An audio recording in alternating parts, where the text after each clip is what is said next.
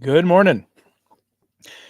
It's the 11th of April, 2024, and Easter tide. And I wanted to talk about this yesterday, but going over the actual problem with the formulation of human dignity in Dignitatis Infinita was took up all of our time. So I want to get over to something a little lighter today. I mean, it's still that subject, but it's the reactions to it from the world and from some of the people in the church even. It feels a little lonely out there reading that document and seeing glaring problems in it when almost nobody else sees it. Right? I mean, Father Gerald Murray apparently sees it. I hadn't had a chance to watch what he saw or what he said about it, but I saw in Canon 212 Father or Frank Walker rather had some rather his usual hot takes about it. Dr. Kwasniewski notices the problems with it.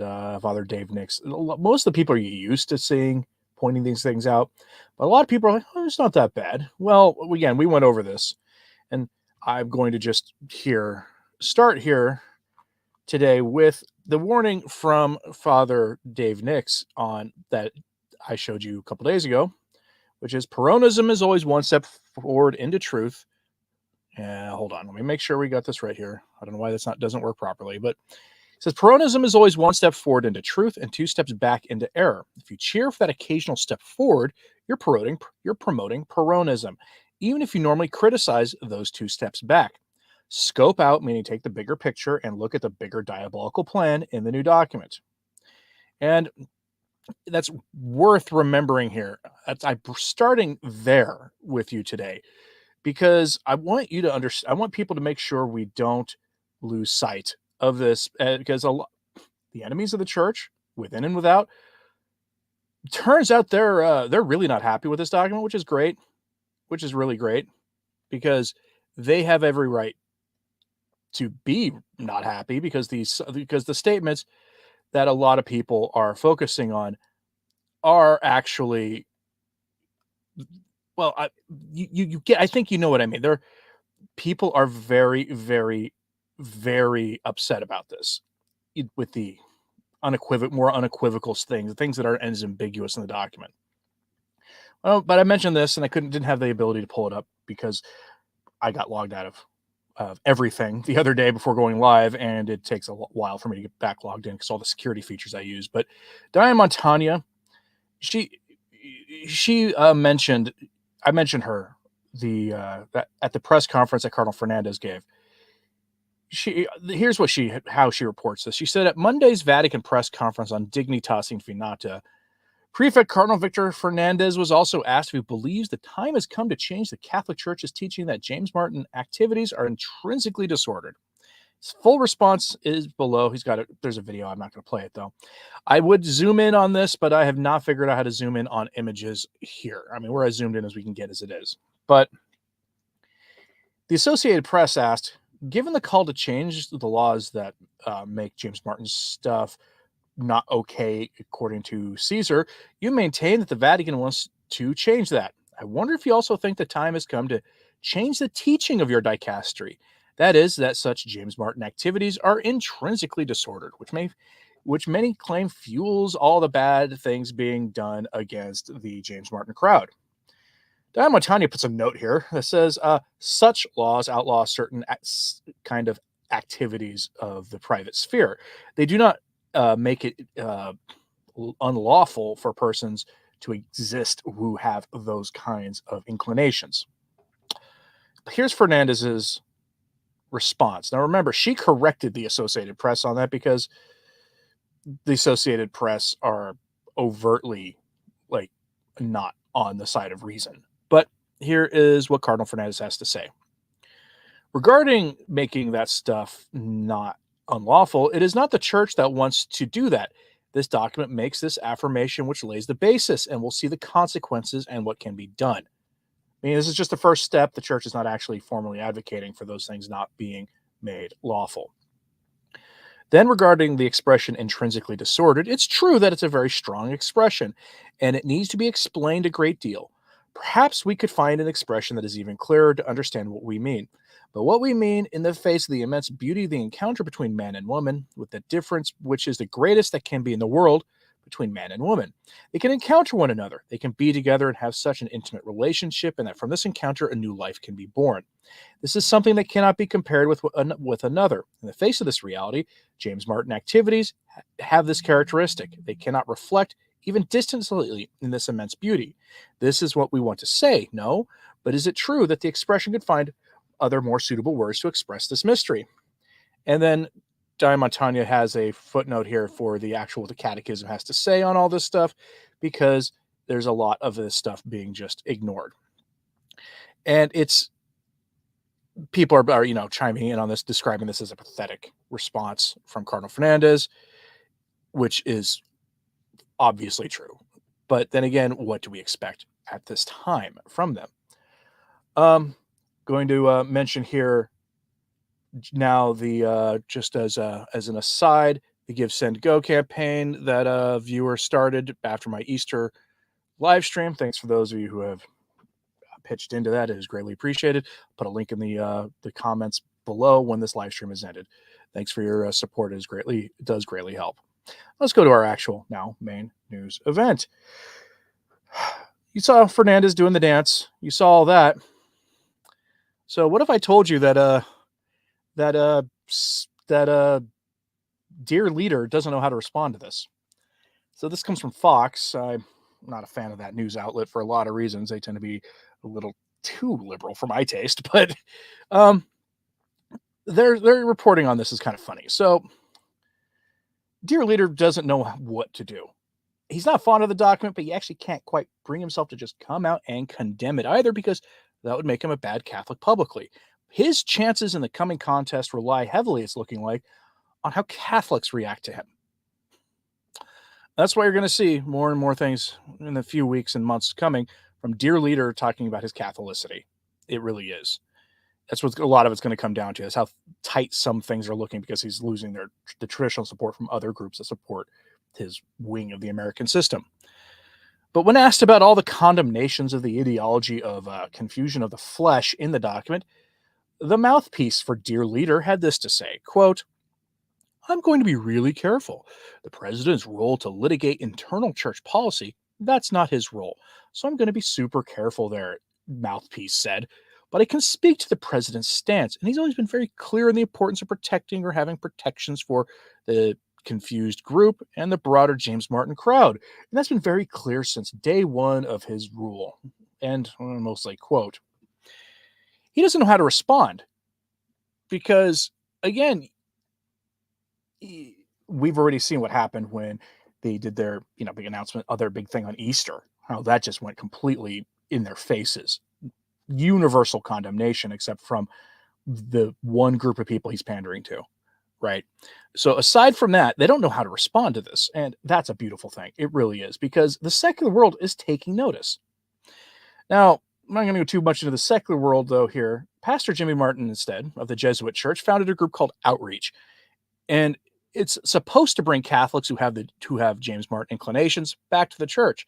Except here's the catch. Unlike with the competing organization Courage, who actually does go and try to get people to help Catholics with those inclinations live as the law of God would have them live, Pastor Jimmy's group advocates for the church changing her teachings on those sins, because they don't believe the James Martin sin is a fact, a sin at all.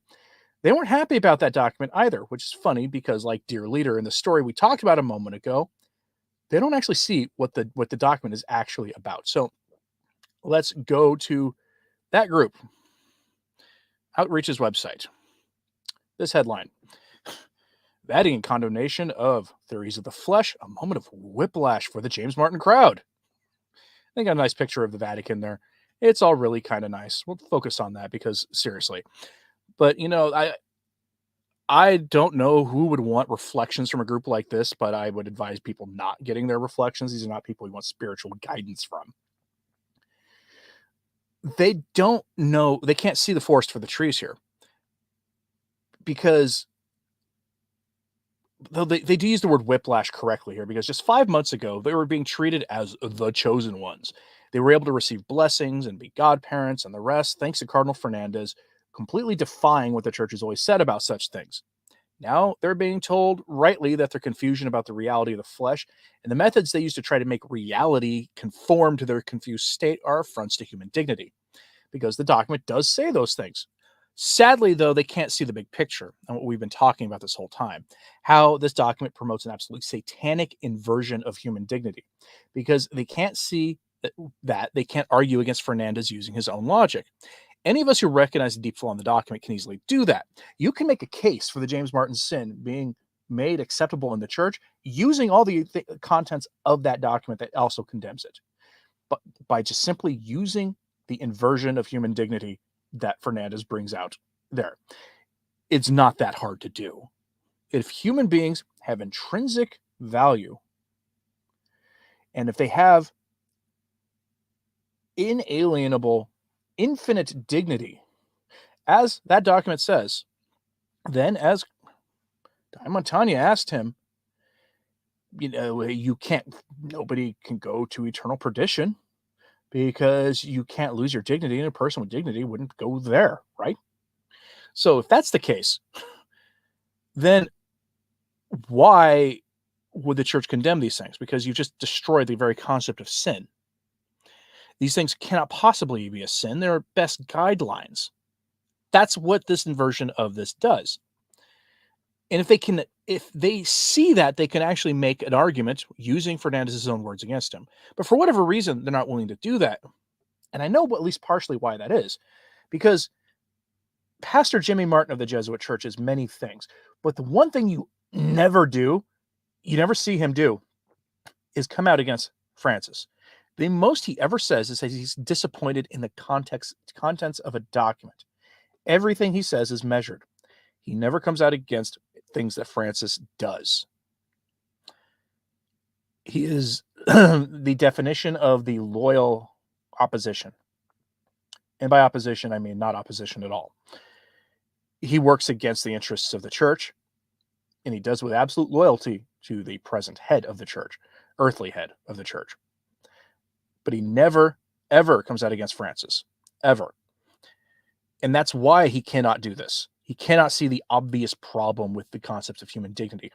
There is the chance that a Catholic priest cannot see that what Fernandez wrote in that document conflicts with the church's definitions of dignity from Aquinas, Leo XIII, anybody we've talked about in the last couple of days, is near zero. We're talking about people who went to seminary, especially for a Jesuit. Say what you will, what you will about the Jesuits, but at least their education system is like the stuff of legends, especially for their seminarians. A normal seminarian spends a few years in seminary, which is adequate for what they're doing, but the Jesuits make you spend a lot more time in formation than the typical diocesan priest. But here's what they have to say. So, here's their critique. Quote, in 5 paragraphs condemning the theory of confused flesh, and the subsequent section prohibiting warped evil methods for making reality conform to your confusion, Dignitas Infinita explains why it believes evolving attitudes on the flesh represent a threat to human dignity, on par with extreme poverty and a whole host of social ills you can't explicitly name on this platform. Quote, desiring a personal self-determination, as this ideology of the flesh prescribes, apart from this fundamental truth that human life is a gift, amounts to a concession to the age-old temptation to make oneself God, entering into competition with the true God of love revealed to us in the gospel, the document states. As an aside, absolutely true. That's how the document gets you to accept its evil underlying premises about human dignity, is by hitting you with a whole lot of truth. That is how they do it. Continuing. The document is also notable for something else it lacks, namely any strong indication that the lived experiences, pure modernism here, of confused people serve as a source in formulating its contents. The language in the document feels clinical in its tone. There are many mentions of theory, but few instances of concrete realities. The term the world wants us to use to describe diabolically confused people does not appear a single time.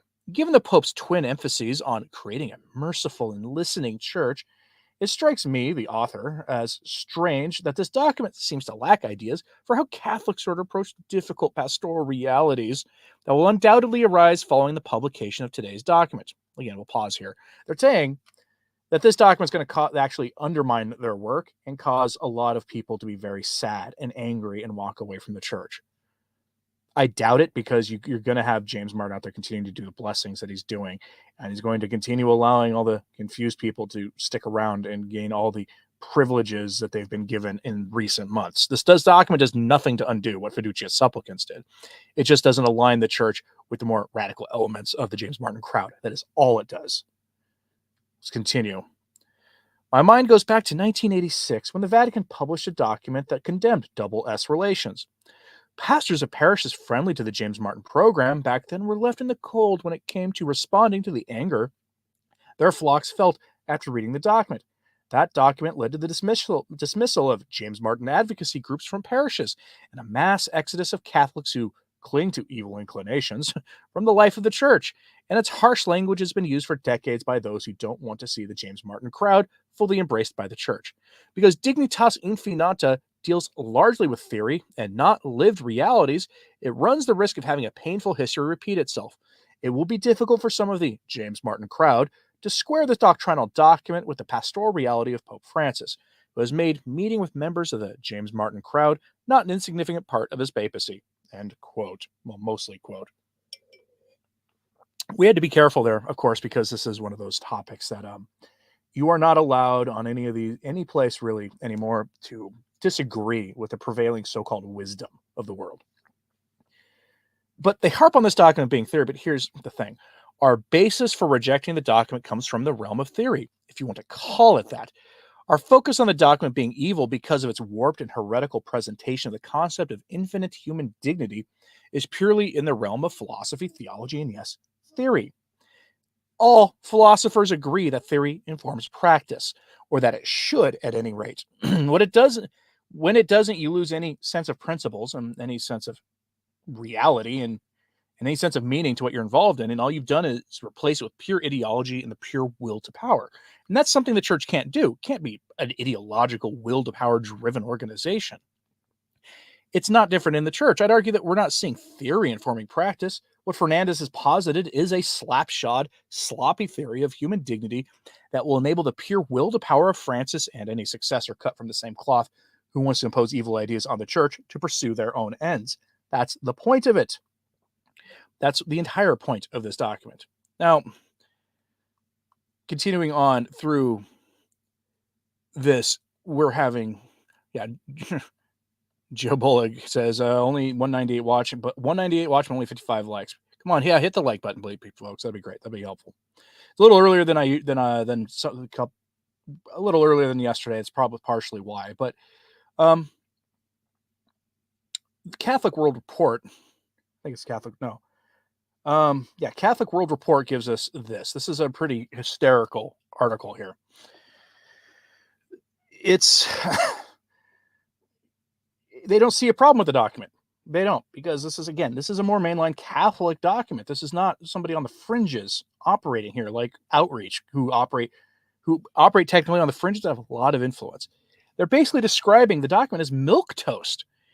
They say why so many people don't see the problem with the document, I could not tell you, nor do I understand why so many Catholic commentators haven't chimed in on this document yet.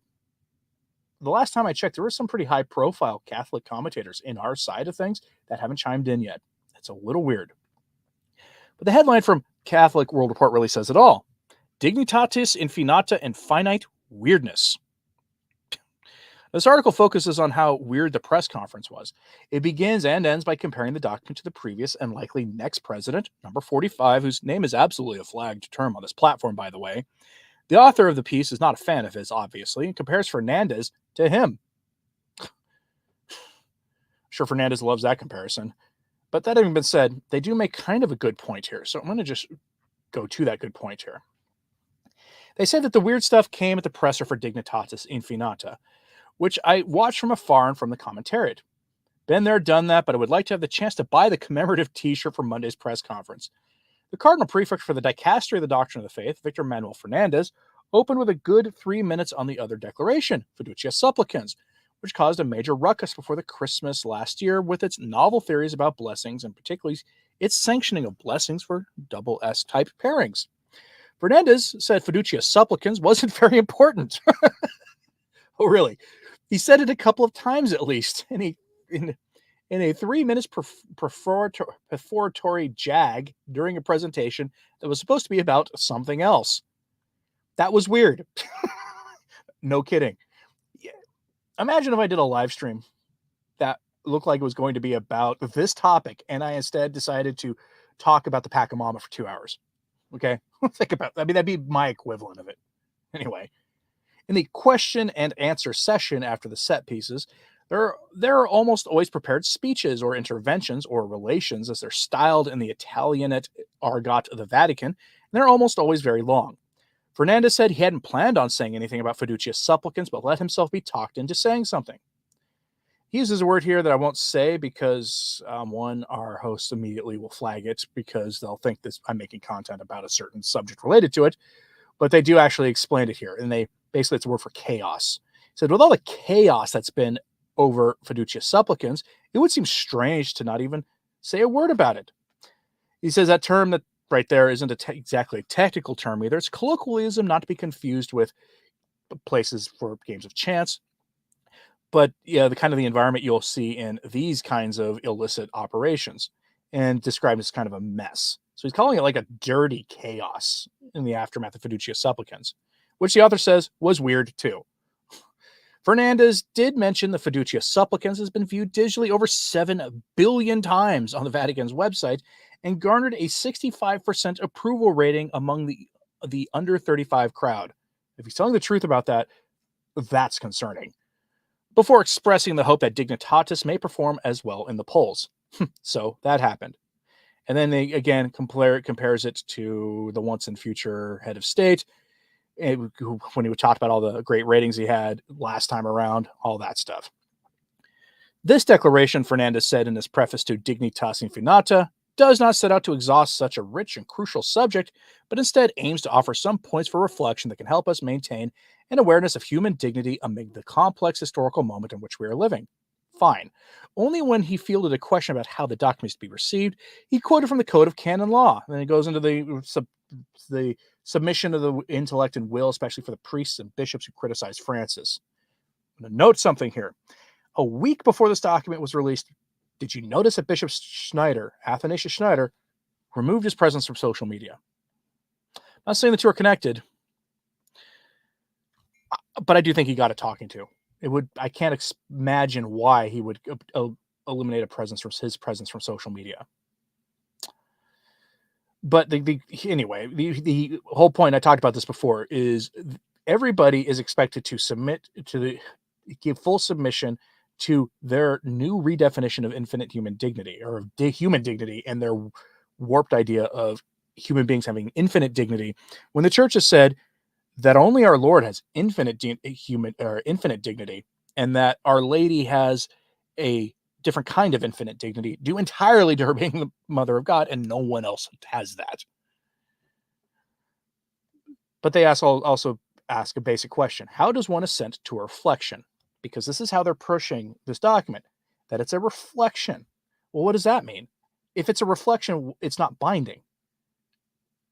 Do I have to assent to some of the things that Francis tells people to reflect upon during his Angelus addresses?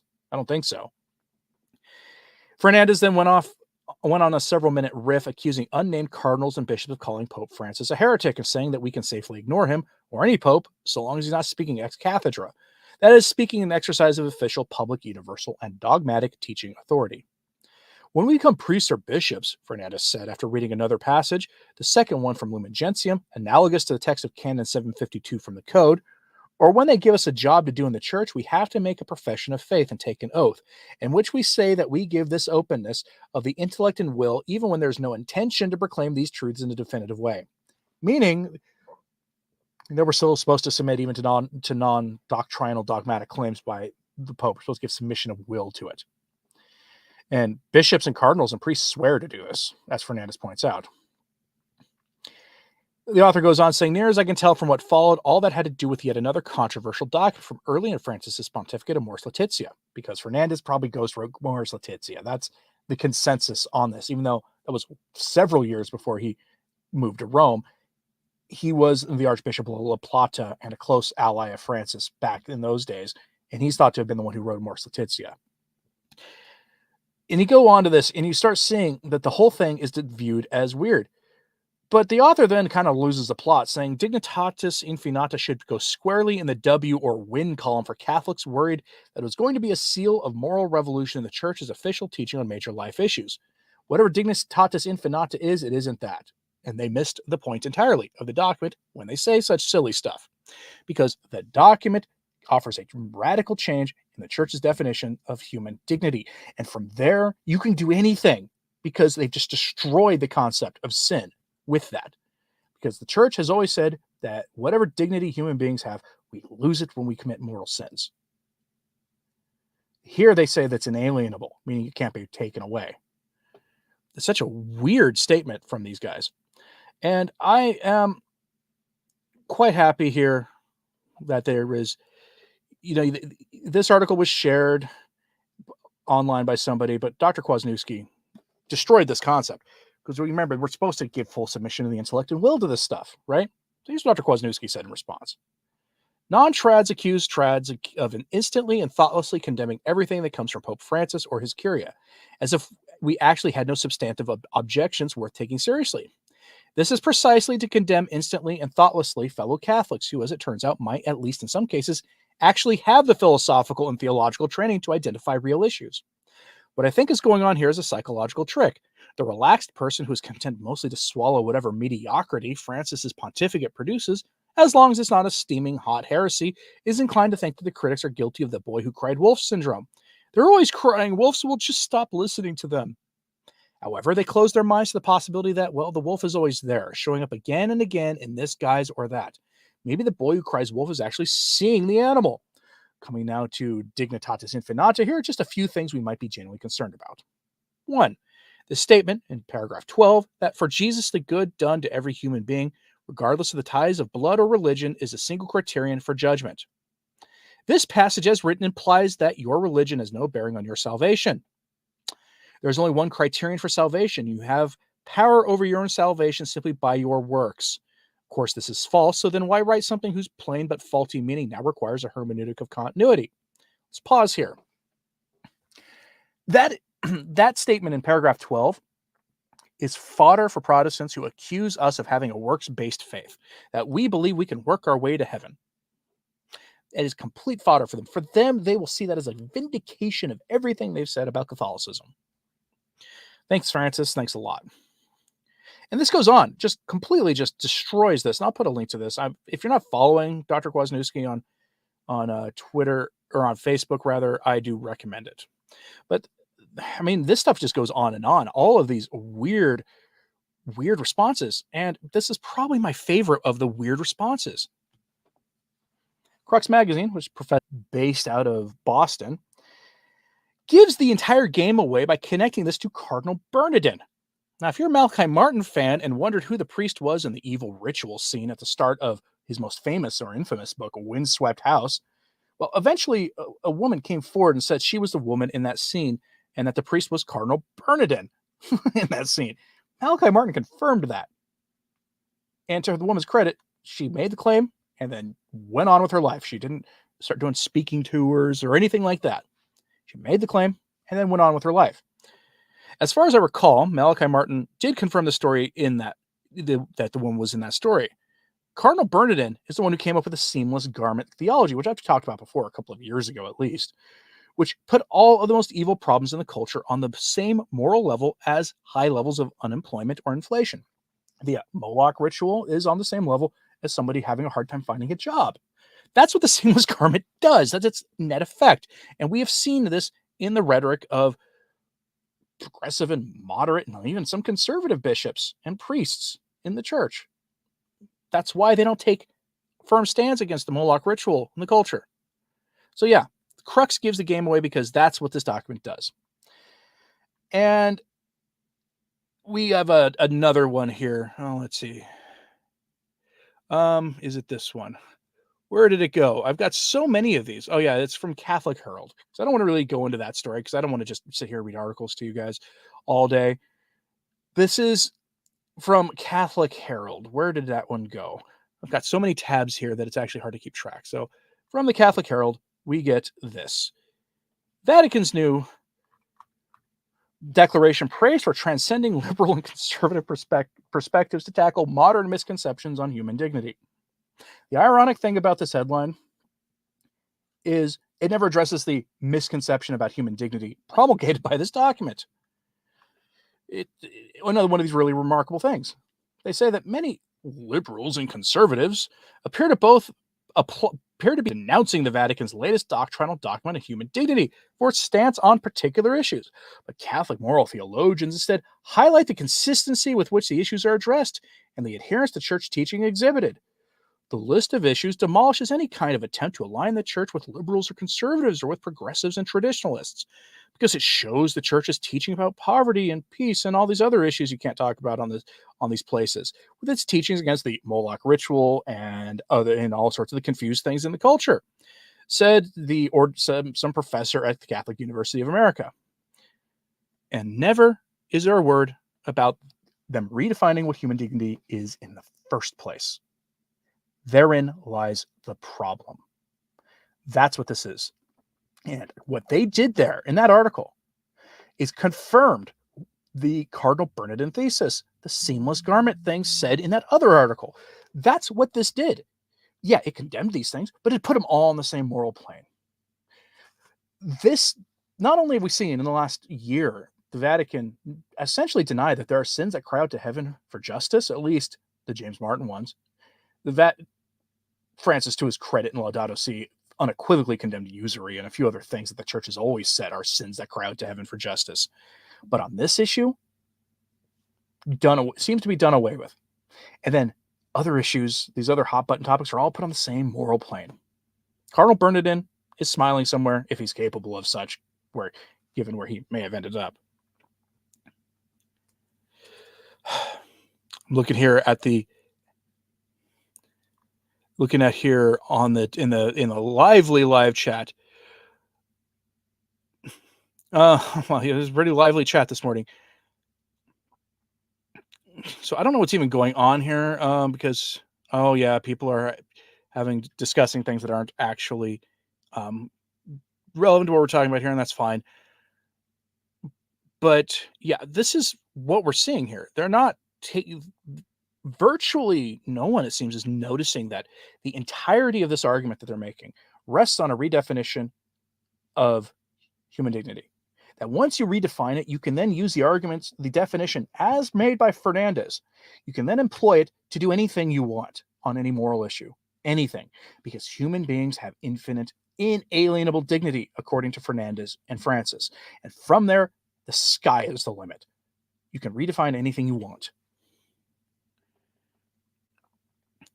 Joe Trenner says recent documents are simply preludes to future documents already written and will be used to prove that the church got so many things wrong for 2,000 years.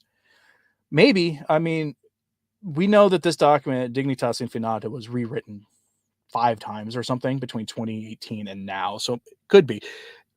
My suspicion is Francis has got a long list of things he wants to address. And this is just one of them. The next is being deaconettes. That's my general suspicion about these things.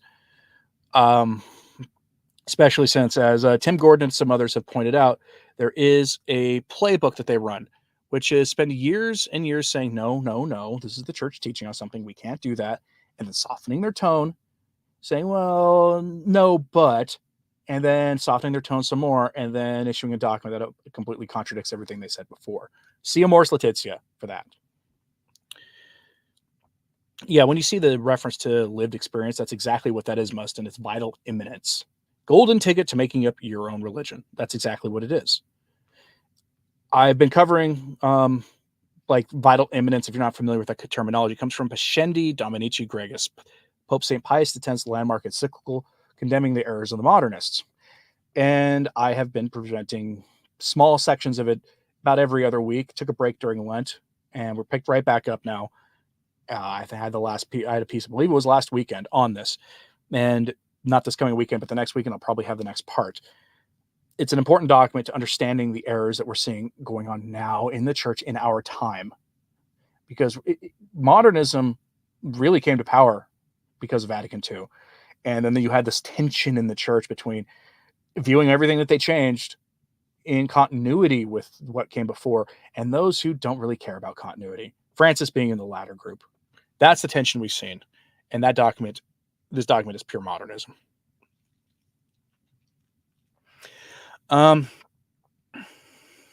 Sonny Jim says, infinite doesn't exist in reality. It's an abstract concept that has no practical application in reality. Only God is infinite. Right. That's why Jesus is the only one who has, actual infinite dignity, and that the Blessed Virgin Mary has like infinite dignity, essentially with an asterisk. It's got like in it because she's the mother of God. That's it. No other human being has infinite dignity. Purring says, have the clergy at the Vatican actually ever read the Bible, or do they now actually think that the Bible is not the inerrant word of God? So much what they say is anti-biblical. Well, Pastor Jimmy Martin of the Jesuit Church has bluntly said he thinks St. Paul got it wrong, and that the Bible contains errors on that sin. When you, by the way, deny the inerrancy of Scripture, you essentially remove yourself from the faith. People will quibble about what you mean by inerrancy, right? Because some things are clearly supposed to be taken as allegories in the Bible. Like that's the church has always said some things in the Bible are allegories meant to teach a point, but other things are just out on their face literal. But Paul's letters are not exactly the kind of things that are allegorical. They're very, very, very literal. They should be taken at face value. All right. Yeah. Thanks very much for tuning in, folks. If you've got any final questions, this is the time to get them in. Yeah, Matthew, it is bad to say St. Paul got it wrong. It is extraordinarily bad. And James Martin has said that multiple times. He won't actually be held account for that either. All right, folks, thanks very much for tuning in. And as always, pray for the church. Oh, Bellator asks, how likely do you think they will release another document solely on the issue of that stuff? Paragraph seemed brief, even though it depends how much time Francis has. They've got other things they're working on. But the Synod on Synodality has made it clear, as has their rhetoric, that they're going to tackle the deaconettes issue one way or the other. We'll see what they do with that. But no one holds them to account, yeah. All right, thanks for tuning in, folks. And as always, pray for the church. I'm Anthony Stine. Ave Maria.